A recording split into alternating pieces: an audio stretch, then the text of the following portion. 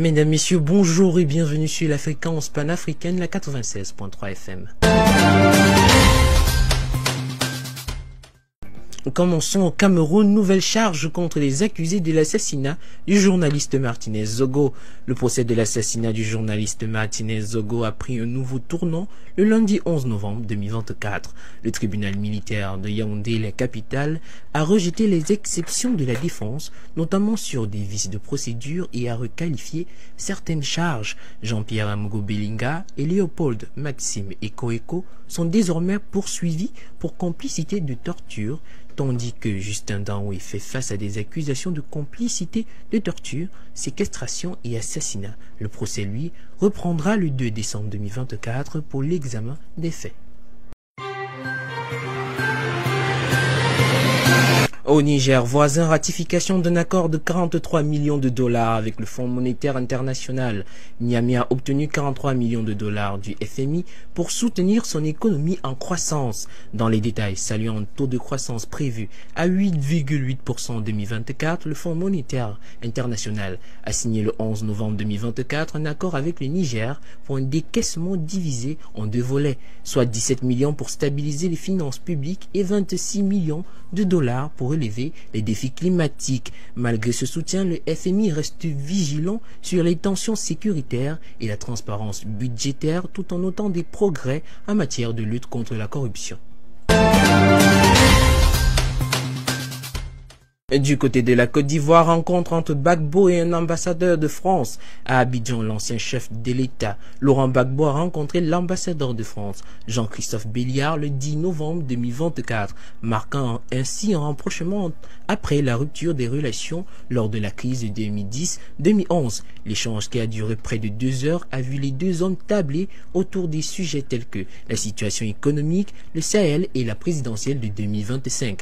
Un dialogue qui pourrait renforcer la communication entre la France et divers acteurs politiques ivoiriens. Toujours dans le processus de la préparation à la présidentielle de 2025, Gbagbo devrait également rencontrer les ambassadeurs de l'Union européenne prochainement. Des rencontres qui ne sont pas de l'avis de plusieurs analystes africains qui interpellent l'ex-président sur son passif houleux avec la France et les institutions internationales. Hors des frontières africaines à présent au Canada, fermeture de 2 ports canadiens pour menace de grève des dockers. Le port de Montréal et celui de Vancouver sont paralysés suite à un lock-out décrété par les employeurs maritimes le 10 novembre 2024 en raison d'un conflit prolongé sur le renouvellement de la convention collective des dockers. Cette fermeture, qui affecte plus de 75% du commerce maritime canadien, contraint de nombreuses marchandises à être détournées vers des ports américains, ce qui constitue un gros manque pour le Canada.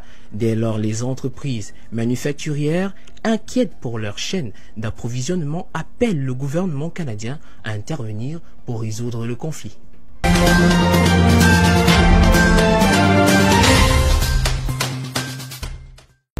Haïti, un nouveau premier ministre, une nouvelle figure dans la lutte contre l'insécurité. Alix Didier Fils-Aimé a prêté serment le 11 novembre 2024 comme nouveau premier ministre d'Haïti, succédant ainsi à Gary Conille, démis de ses fonctions par le Conseil présidentiel de transition.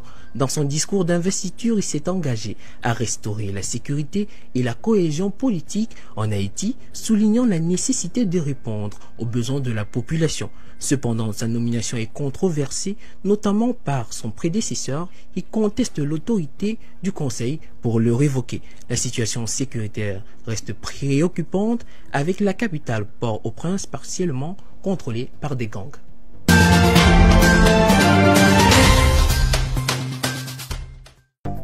Terminant au Moyen-Orient, sommet de Riyad, le génocide à Gaza au cœur des échanges. Lors du sommet à Riyad le 11 novembre 2024, les 22 dirigeants de la Ligue arabe et de l'Organisation de la coopération islamique ont dénoncé ce qu'ils qualifient de génocide commis par Israël à Gaza, appelant à l'arrêt immédiat des opérations militaires. À cet effet, le prince héritier saoudien Mohammed Ben Salman a aussi exhorté Israël à respecter la souveraineté de l'Iran, renforçant le rapprochement avec cette république dite sœur Il faut dire que cette rencontre intervient alors que les pays de la région suivent de près le retour de Donald Trump, conflit qui pourrait influencer les dynamiques régionales.